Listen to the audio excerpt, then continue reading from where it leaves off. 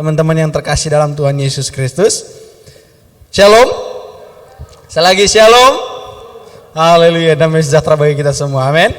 Nah, pada saat malam hari ini kembali saya mengucap syukur kepada Tuhan yang Maha Kuasa yang kembali mempercayakan saya, memberikan kesempatan ya pada saya untuk menyampaikan kebenaran firman Tuhan, dan lagi kepada Bapak Ibu Gembala yang masih memberikan kesempatan bagi saya untuk tetap belajar kebenaran firman Tuhan untuk disampaikan kepada kita semuanya. Pada saat malam hari ini, saudara yang terkasih dalam Tuhan Yesus Kristus, teman-teman, baik yang di rumah maupun yang di tempat ini, beberapa minggu yang lalu, tepat 2 minggu yang lalu kalau tidak salah, saya menyampaikan kebenaran firman Tuhan yang berbicara tentang 7 perkataan Tuhan di kayu salib, ya. Sebelum ia menyerahkan nyawanya, ia mati di atas kayu salib, 7 perkataan Tuhan. Dan hari ini, malam ini, saya rindu untuk kita membahas, ada kutipan, ada 6 yang kita bahas hari ini, 6 pesan penting pada kenaikan Tuhan Yesus bagi kita orang percaya, ya. Ada 6 poin hari ini yang kita akan pelajari. Bagaimana 6 poin ini merupakan pesan penting dalam kenaikan Tuhan Yesus Kristus. Untuk ayat pembuka, kita baca di dalam Lukas pasal yang ke-24 ayat yang ke-50 saja. Lukas pasal yang ke-24 ayat yang ke-50. Atau lebih baik kita baca sampai kepada ayat yang ke-53 saja ya. Kita habiskan saja biar tidak tanggung. Demikian kebenaran firman Tuhan. Lalu Yesus membawa mereka keluar kota sampai dekat Betania. Di situ ia mengangkat tangannya dan memberkati mereka. Dan ketika ia sedang memberkati mereka, ia berpisah dari mereka dan terangkat ke surga. Mereka sujud menyembah kepadanya, lalu mereka pulang ke Yerusalem dengan sangat bersukacita. Lanjut. Mereka senantiasa berada di dalam bait Allah dan memuliakan Allah. Kita ulangi di ayat yang ke-51 saudara. Ayat yang 51. Dan ketika ia sedang memberkati mereka, ia berpisah dari mereka dan terangkat ke surga. Nah saudara, sebelum terangkat ke surga, saya di sini mencatatkan ada 6 poin yang akan kita bahas. Sebelum Yesus naik ke kerajaan surga, ada pesan penting yang Tuhan mau sampaikan hari ini untuk kita semua. Yang pertama saudara, yang kita harus pahami, yang harus kita pelajari bahwa ketika Yesus mati dan bangkit, ia menampakkan dirinya kepada orang-orang pada waktu itu. Ya, selama 40 hari Yesus menampakkan dirinya ya pada orang-orang setelah dia bangkit dari kematian. Saudara yang terkasih dalam Tuhan Yesus Kristus, 6 bagian ini, yang pertama adalah Yesus melanjutkan pekerjaannya di surga. Nah, untuk apa sih? Ya, Yesus bangkit. Ya, pesan penting yang disampaikan adalah ayat ini menjelaskan bahwa kenaikan Yesus, ya, kenaikan Yesus bukan akhir dari apa yang sudah Tuhan Yesus mulai pada waktu itu. Ya, ketika Tuhan Yesus mengawali pelayanannya, dia berpuasa 40 hari 40 malam dan lanjut dengan segala pelayanan berbagai mujizat yang dia lakukan. Dan dia memulai, Tuhan Yesus ingin pada waktu itu, karena apa saudara? Karena manusia yang diciptakan oleh Tuhan, Adam dan Hawa tentunya, telah kehilangan kemuliaan yang diberikan oleh Allah. Ya, oleh sebab itu Adam dan Hawa, Tuhan Yesus mau memperbaiki hubungan ini, hubungan kita dengan Tuhan. Nah, oleh sebab itu dia mati di kayu salib dan bangkit pada hari ketiga. Dan pada saat ini dia dinyatakan naik ke dalam kerajaan surga dan meninggalkan pesan bagi kita semua. Yesus melanjutkan pekerjaannya di surga. Dalam bagian ini, ayat ini menjelaskan bahwa kenaikan Yesus bukan akhir dari pekerjaannya, tetapi hal itu justru adalah babak baru dari perjalanan pekerjaan Yesus sebagai Tuhan dan Juru Selamat. Itulah buku kedua Lukas dalam dia menulis soal kisah kebangkitan Yesus. Ya, kita baca dalam Kisah Para Rasul pasal yang pertama, ayat yang 1 sampai kedua. Di sana menjelaskan bahwa ayat yang pertama sampai kedua, demikian kebenaran firman Tuhan. Hai Theophilus, dalam bukuku yang pertama aku menulis tentang segala sesuatu yang dikerjakan dan diajarkan Yesus. Itu bagian yang pertama. Sampai pada hari ini, hari ia terangkat, sebelum itu ia telah memberi perintahnya oleh Roh Kudus kepada rasul-rasul yang dipilihnya. Lanjut, kepada mereka ia menunjukkan dirinya setelah penderitaannya selesai. Dan dengan banyak tanda ia membuktikan bahwa ia hidup. Sebab selama 40 hari ia berulang-ulang menampakkan diri dan berbicara kepada kepada mereka tentang kerajaan Allah. Nah, saudara yang terkasih dalam Tuhan Yesus Kristus, kalau kita melihat pada bagian ini, mungkin kita berpikir bahwa, untuk apa sih Tuhan Yesus naik ke kerajaan surga gitu ya? Kan kita sudah ditebus nih, gitu ya. Tetapi jangan salah, Tuhan Yesus melanjutkan pekerjaannya di surga. Ya, ia diutus oleh Bapa untuk menebus, untuk memperbaiki hubungan kita, hubungan saya dan saudara yang sudah rusak, yang sudah hancur oleh dosa pada waktu itu. Dan Tuhan Yesus mempunyai misi yang sangat besar untuk merestorasi hubungan, untuk memperbaiki hubungan antara manusia dengan Tuhan. Nah, setelah selesai pekerjaan itu yang dilakukan oleh Tuhan Yesus, dia bangkit ke surga untuk melanjutkan pekerjaannya di kerajaan surga. Nah, bagian yang kedua, saudara yang terkasih dalam Tuhan Yesus Kristus, yang kedua adalah Tuhan Yesus yang sudah diutus mengirimkan seorang penolong, yaitu Roh Kudus kepada umatnya. Setelah Yesus naik ke kerajaan surga, sebelum dia naik ke kerajaan surga ya, dia berkata kepada umatnya, aku akan memberikan penolong bagimu. Ya. Di Lukas pasal yang ke-24 ayat yang ke-49 di sana dikatakan, dan aku akan mengirim kepadamu apa yang dijanjikan Bapakku, tetapi kamu harus tinggal di dalam kota ini sampai kamu diperlengkapi dengan kekuasaan dari tempat tinggi. Apa yang dijanjikan oleh Bapa? Kita mau lihat. Dan sesudah ia ditinggikan oleh tangan kanan Allah dan menerima Roh Kudus yang dijanjikan itu, maka dicurahkannya apa yang kamu lihat dan dengar di sini. Yang dijanjikan itu adalah Roh Kudus, penolong. Kalau di dalam kitab Yohanes dengan penolong itu parakletos, penuntun. Ya.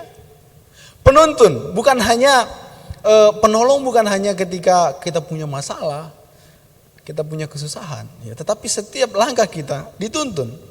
Ya. Penolong yang diartikan dalam kitab Yohanes itu, dalam Yohanes 14 ayat yang ke-16, aku akan minta kepada Bapa dan ia akan memberikan kepadamu seorang penolong yang lain supaya ia menyertai kamu selama-lamanya. Penolong dalam bagian ini dituliskan dengan kata parakletos, ya, penuntun. Penuntun untuk saya dan saudara. Tuhan Yesus menjanjikan itu, pesan yang disampaikan bahwa Tuhan akan meminta kepada Bapa di sorga untuk kita diberikan penolong. Wow, luar biasa saudara ya.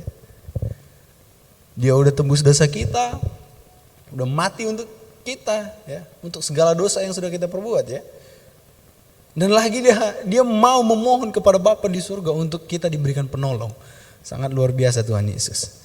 Dari penderitaan yang dia alami, wow, kita tahu ya.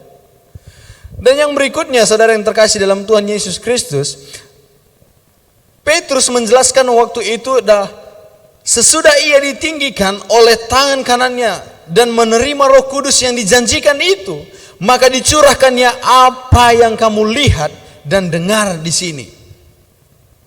Ya. Dalam khotbah Petrus menyampaikan bahwa Roh Kudus itu akan dicurahkan, gitu ya. Yang dijanjikan Bapa kepada kita. Dan lanjut saudara, yang ketiga, kenaikan Yesus adalah penobatan dirinya sebagai Raja Sorga. Dalam hal ini kenaikan Yesus merupakan peristiwa penting di mana dia akhirnya mengenakan mahkota raja atas dunia. Dia raja atas segala raja. Ya. Kalau di doa Bapa kami mengatakan bahwa jadilah kehendakmu di bumi dan di surga. Itu artinya apa? Tuhan Yesus punya kehendak di kerajaan sorga, apalagi di dunia. Ya. Ketika Yesus berkuasa di dalam kerajaan sorga, dia lebih berkuasa lagi dalam dunia ini untuk menolong kita. Dalam Kisah Para Rasul pasal yang ke-7 ayat yang ke-55 sampai ke-56. Saya bacakan kebenaran firman Tuhan. Tetapi Stefanus yang penuh dengan Roh Kudus menatap ke langit. Ia melihat kemuliaan Allah dan Yesus berdiri di sebelah kanan Allah. Lalu katanya, sungguh aku melihat langit terbuka dan anak manusia berdiri di sebelah kanan Allah. Ya. Tuhan berkata kepada kita, ya, kepada kita manusia, ketika kita percaya, ketika kita masuk dalam kerajaan surga, kita akan berdiri, duduk bersama-sama di sebelah kanan Bapa, bersama-sama Allah di dalam kerajaan surga. Orang-orang percaya yang didapati oleh Tuhan, pada nantinya ada kedatangan Tuhan yang kedua kali, itulah yang akan menempati kerajaan sorga dan duduk bersama Allah Bapa di sebelah kanan Allah Bapa. Ya. Saudara yang terkasih dalam Tuhan Yesus Kristus, bagian ini menjelaskan bahwa ketika Stefanus, ya, Stefanus yang ketika dia mau mati, ketika itu waktu ia mau dirajam dengan batu. Maka dituliskan selain Tuhan Yesus, sebelum Tuhan dia dicatatkan Stefanus ini adalah martir pertama, ya, yang dibunuh pertama kali yang mengikut Tuhan. Ya. Stefanus menjelaskan bahwa ia melihat dengan matanya bahwa langit terbuka dan Tuhan Yesus ada di sebelah kanan Allah Bapa dalam kerajaan sorga. Itu membuktikan bahwa Tuhan Yesus, ya, kenaikan Yesus itu adalah penobatan dirinya, Tuhan Yesus sendiri, ya. Tuhan Yesus sendiri sebagai milik kerajaan sorga, yang berkuasa atas kerajaan sorga, saudara. Oleh sebab itu saya mencatatkan di sini kenaikan Yesus adalah penobatan dirinya sebagai Raja sorga. Wow, Raja di atas segala raja, saudara. Dan hari-hari ini juga ternyata ada juga orang yang gak percaya seperti yang saya jelaskan pada waktu beberapa minggu yang lalu.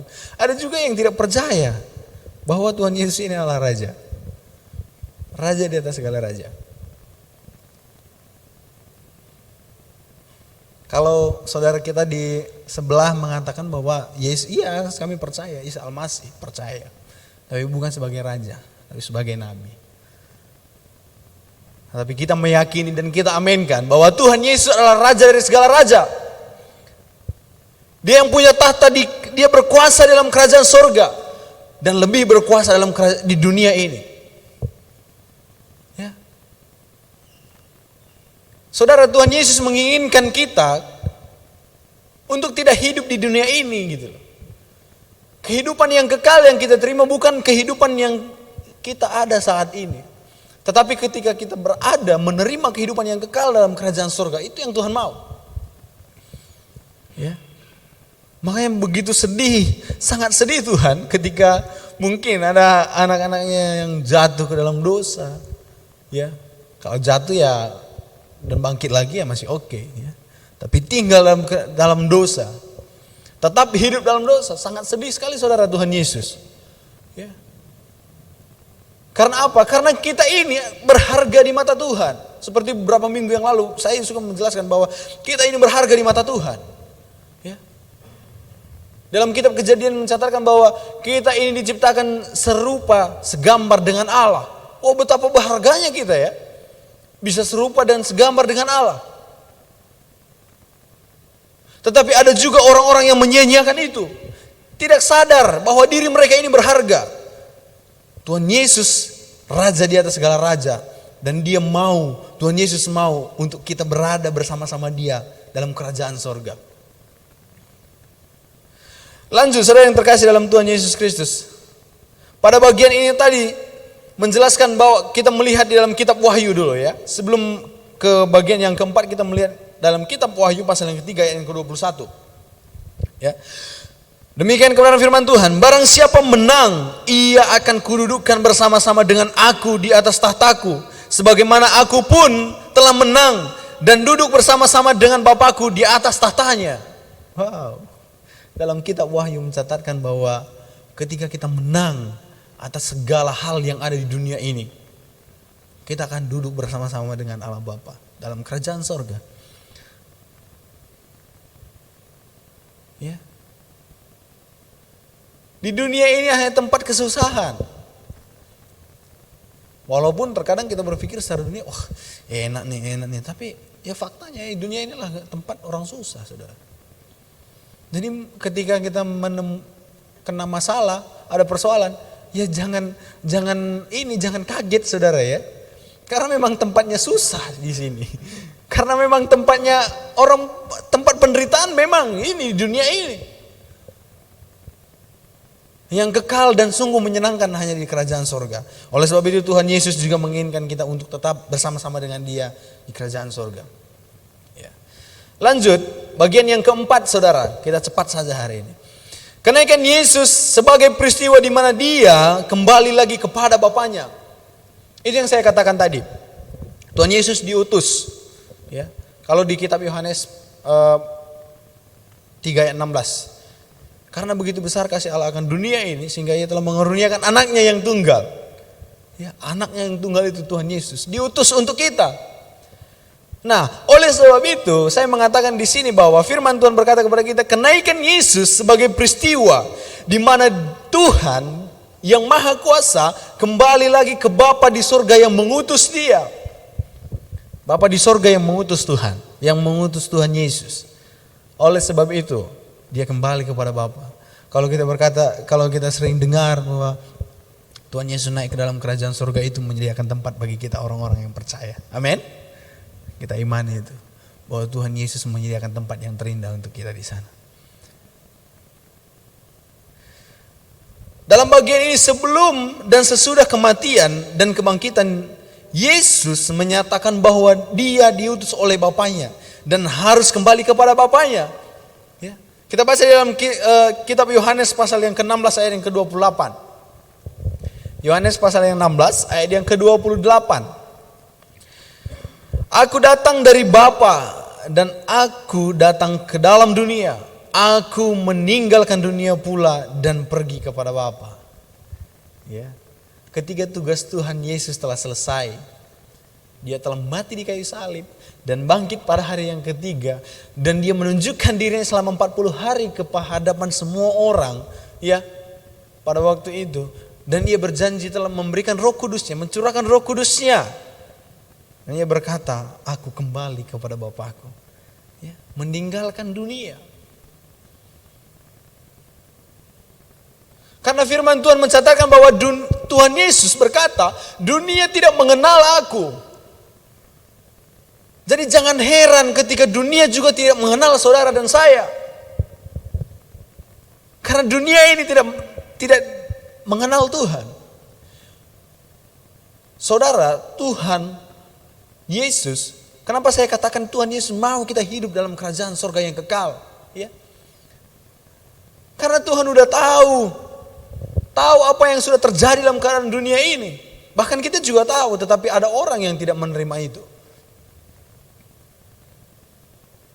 Ketika Tuhan Yesus menyelesaikan mengawali pelayanannya, ketika Tuhan Yesus berpuasa 40 hari 40 malam, di hari yang terakhir berkata, laparlah Yesus, hauslah Dia, ya.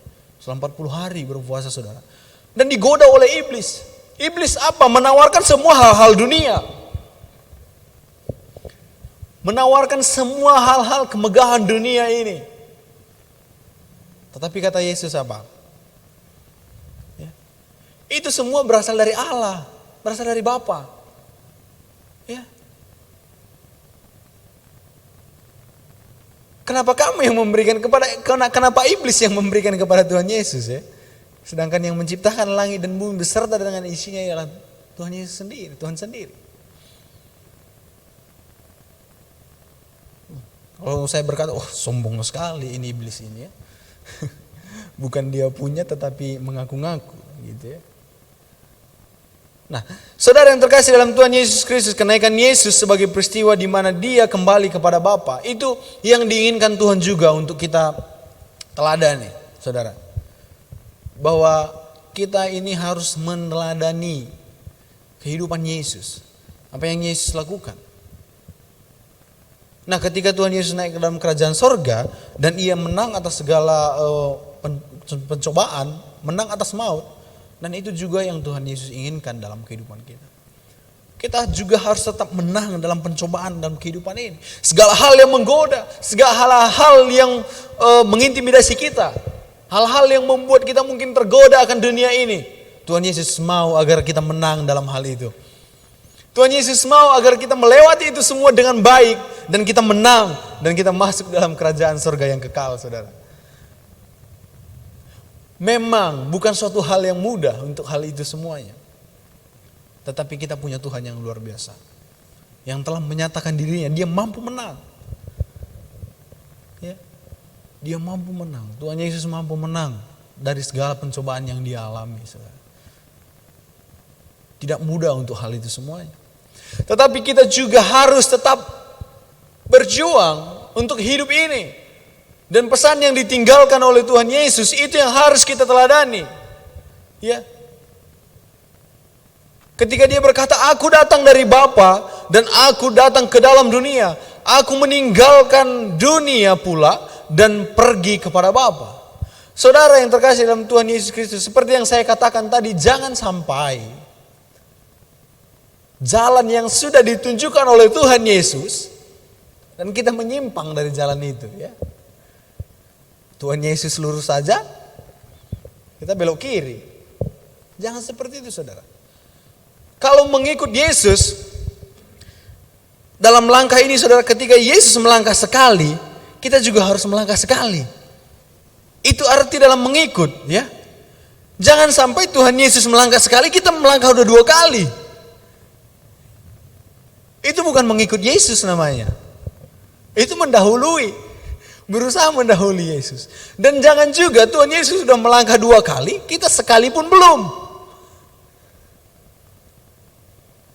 Saudara, pada waktu ketika kami ada perjalanan ke suatu tempat, saudara, ya. Ketika itu saya belum paham. Kami di sekolah Alkitab Tentena ngambil kayu api ke hutan.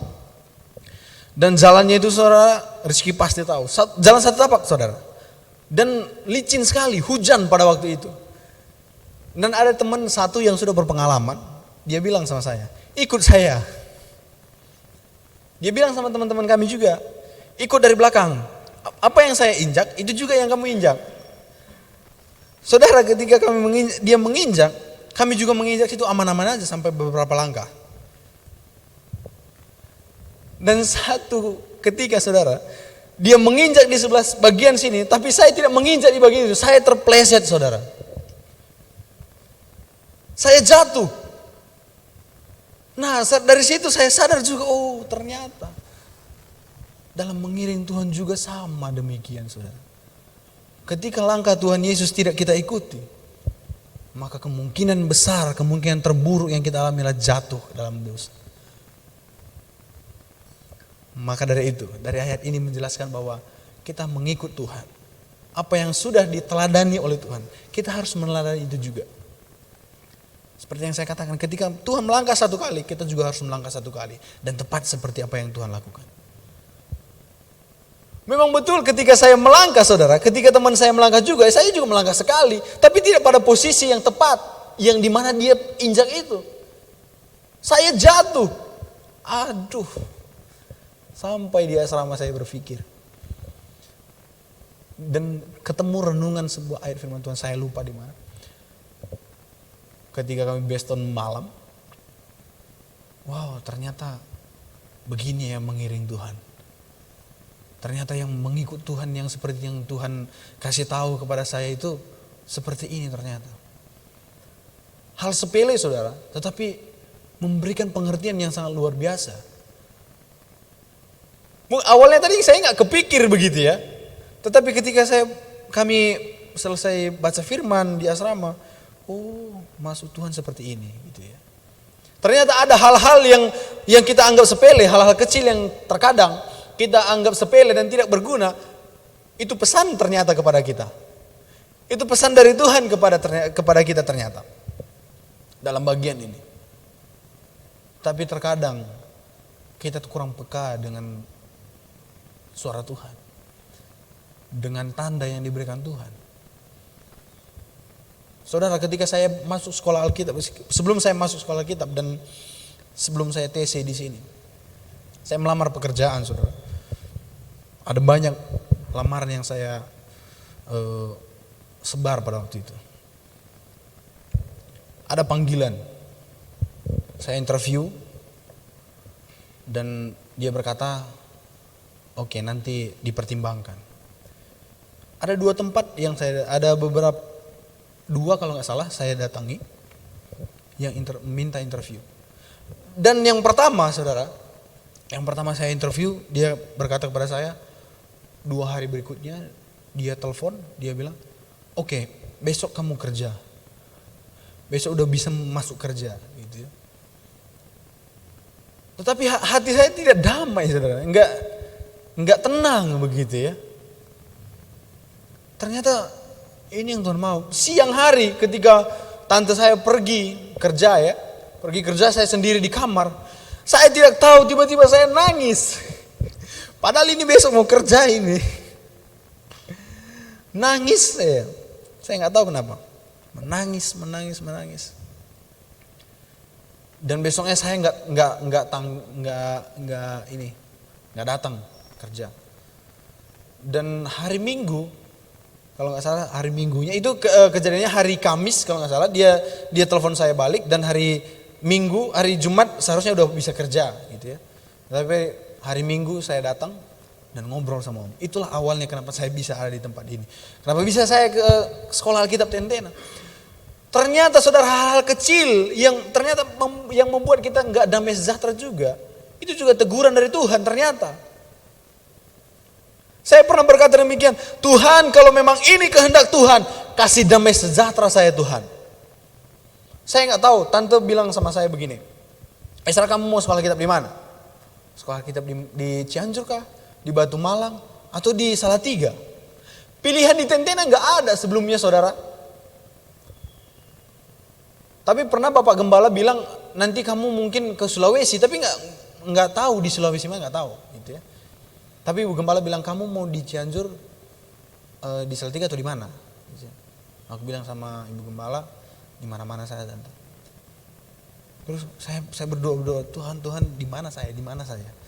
Dan ketika itu saya lupa waktunya, Om bilang dan tante bilang juga, ya ke Tentena. Dan malamnya saya berdoa, nyaman banget hati, gitu ya. Ternyata Tuhan mau. Itu saya menandakan itu. Nah, saudara yang terkasih dalam Tuhan Yesus Kristus, Tuhan juga mau kita harus peka dalam hal ini.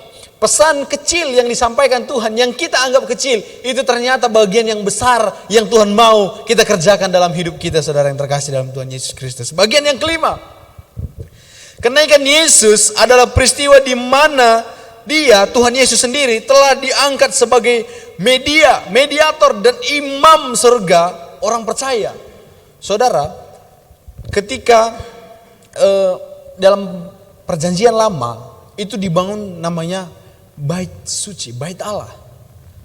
Ya. Dalam bait Allah itu terdapat bagian, ada yang namanya pelataran, ya, ruang kudus dan ruang maha kudus. Saudara, tidak sembarangan bisa masuk ke ruang kudus dan ke ruang maha kudus. Ya. Kalau masuk ke dalam ruang maha kudus, ini hanya imam besar yang bisa masuk ke dalam. Firman Tuhan mencatatkan itu pun setahun sekali, saudara. Nah, itulah yang ada batasan antara ruang kudus dan ruang maha kudus. Ada batasan. Dan ketika Tuhan Yesus disalibkan dan mengakhiri semuanya, dan tirai terbelah dua, tirai bait Allah terbelah dua. Itu artinya apa? Tidak ada lagi pemisah antara saya dan saudara dengan Allah. Tidak ada lagi pemisah untuk kita bisa memuji, menyembah Tuhan. Itu langsung, ya, tidak lagi pemisah, saudara. Ketika kita meminta juga kepada Tuhan, tidak lagi melalui perantara. Perantaranya itu Tuhan Yesus sendiri. Tuhan sendiri, saudara. Dia mencatatkan firman Tuhan di sini. Di dalam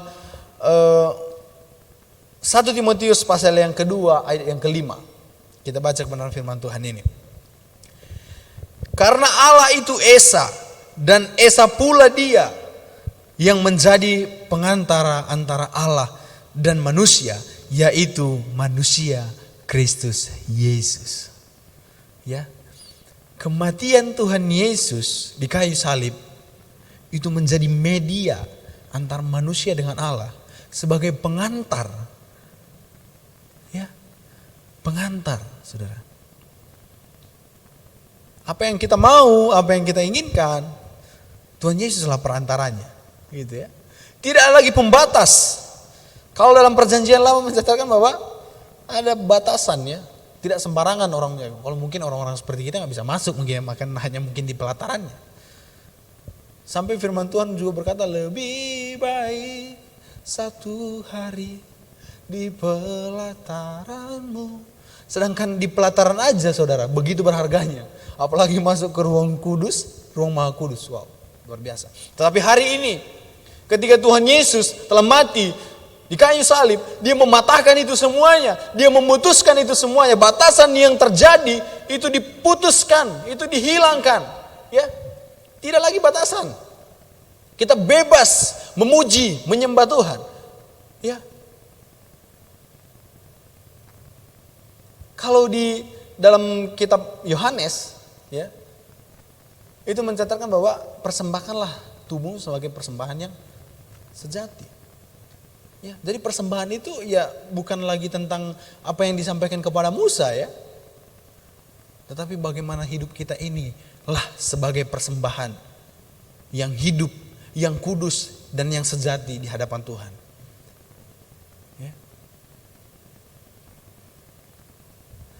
Kalau di zaman perjanjian lama, itu mempersembahkan itu harus yang benar-benar bagus ya. Yang bagus. Kalau mempersembahkan lembu atau domba, domba, kambing domba harus yang benar-benar bagus ya. Nah, itu artinya hidup kita juga sekarang yang kita persembahkan kepada Tuhan harus benar-benar bagus. Benar-benar yang murni. Benar-benar yang apa yang Tuhan mau gitu ya. Dan yang terakhir saudara, yang terakhir, Tuhan Yesus naik ke surga akan kembali sebagai Raja dan Hakim. Ini bagian yang terakhir. Akan tiba waktunya Tuhan Yesus akan turun ke dunia sebagai Raja dan sebagai Hakim. Itu yang selalu juga saya katakan. Kedatangan Tuhan Yesus yang kedua kali itu menghakimi dunia. Bukan lagi untuk menebus dosa orang-orang yang berdosa, tetapi menghakimi dunia ini. Maka siapa yang tetap tinggal bersama-sama dengan Tuhan, itulah yang diangkat saudara. Ya. Itulah yang akan bersama-sama dengan Bapa di sorga. Dalam Kisah Para Rasul pasal yang pertama ayat yang ke-11. Kita baca kebenaran firman Tuhan. Dan berkata kepada mereka, hai orang-orang Galilea, mengapakah kamu berdiri melihat ke langit? Yesus ini yang terangkat ke surga meninggalkan kamu akan datang kembali dengan cara yang sama seperti kamu melihat Dia naik ke surga.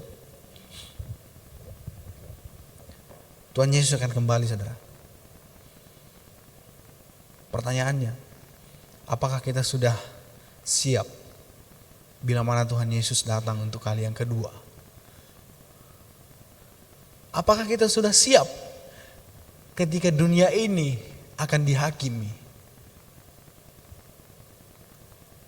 Dan apakah kita sudah bisa pastikan bahwa kita bisa berkata, Tuhan, aku akan bersama-sama Engkau dalam kerajaan surga. Nah, 6 pesan ini yang saya gali, yang saya lihat, yang saya pelajari, yang Tuhan ternyata ingin kita pegang, ingin kita pikirkan baik-baik, ingin kita renungkan. Tuhan mau agar kita ketika Tuhan Yesus datang kali yang kedua, kita naik ke surga, mengalami kemenangan, menang atas segala pencobaan, menang atas segala maut, dan iblis dikalahkan. Pesan kematian Tuhan Yesus Kristus sudah disampaikan. Kenaikan Tuhan Yesus hari ini, mari kita responi kebenaran firman Tuhan. Kita mau lebih lagi untuk memuji, memuliakan nama Tuhan. Saya undang pemain musik untuk maju ke depan.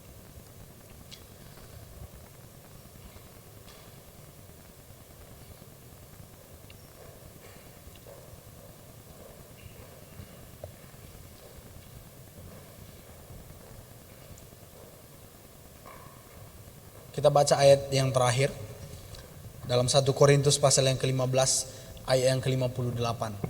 Sebagai kesimpulan, sebagai pegangan, sebagai motivasi, sebagai penuntun hidup kita. Demikian kebenaran firman Tuhan. Karena itu saudara-saudaraku yang kekasih, berdirilah teguh, jangan goyah, dan giatlah selalu dalam pekerjaan Tuhan. Sebab kamu tahu bahwa dalam persekutuan dengan Tuhan, jerih payahmu tidak pernah sia-sia. Segala sesuatu yang kita lakukan untuk Tuhan, yang kita lakukan untuk Tuhan Yesus, tidak pernah sia-sia, saudara. Semuanya diperhitungkan oleh Tuhan. Jadi jangan kecewa, jangan berkecil hati ketika mungkin hari-hari ini saudara belum diberkati oleh Tuhan. Ketika mungkin saudara mengalami kesusahan hari-hari ini, jangan mengalami kekecewaan, saudara. Kita mau tetap berjuang, kita mau tetap kuat bersama-sama dengan Tuhan.